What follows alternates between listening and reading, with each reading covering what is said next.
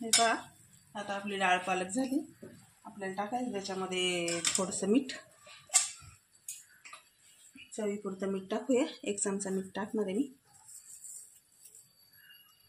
आता हे आम्हाला घट्ट पाहिजे म्हणून मी थोडी घट्ट केली. तुम्हाला पातळ हवी असेल तर तुम्ही थोडंसं पाणी टाकू शकता. नमस्कार मैत्रिणींनो, यशराज रेसिपीजमध्ये आपलं स्वागत आहे. आणि आपण आज बनवणार आहोत डाळ पालक. त्याच्यासाठी मी ही पालकाची अर्धी जुडी धुवून चिरून घेतली, निवडून वगैरे. तर आपण आज बनवणार आहे डाळ पालक. चला तर मग आपण आता ही डाळ आणि पालक एकत्र शिजवून घेऊया. कुकरमध्ये ही डाळ आणि पालक टाकायचे आणि त्याला 2 शिट्ट्या करून घ्यायच्या. चला तर आता आपण पालक आणि डाळ पहिले शिजवून घेऊ. हे बघा, आता आपली डाळ आणि पालक शिजून झालाय. आता आपल्याला याला फोडणी द्यायची, म्हणजे तडका द्यायचा.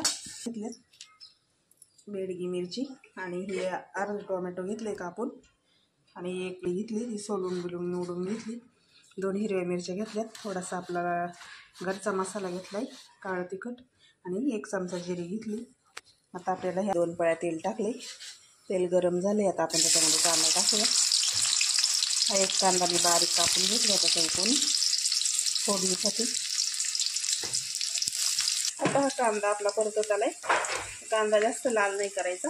त्याच्यामध्ये आपण मिरची टाकूया. त्याच्यानंतर टाकूया लसूण. छोटंसं 1 चमचा जिरी घेतली होती, ती पण त्याच्यामध्ये टाकणार आहे.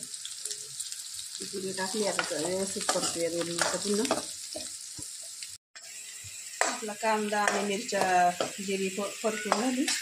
याच्यामध्ये टाकूया आपण टोमॅटो. अर्धा टोमॅटो घेतलं तरी टाकून ठेवतो. टोमॅटो परतून घेऊया.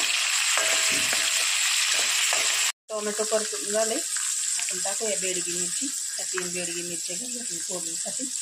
लसूण, ह्या 3 मिरच्या आपण मिरची पावडर टाकली तरी चालेल. आणि हा काळा मसाला टाकले घरचा आमचा. हा अर्धा चमचा मसाला टाकूया. आता व्यवस्थित परतून हे बघा. आता आपलं चांगल्या शिजवून घेतलेले डाळ आणि पालक.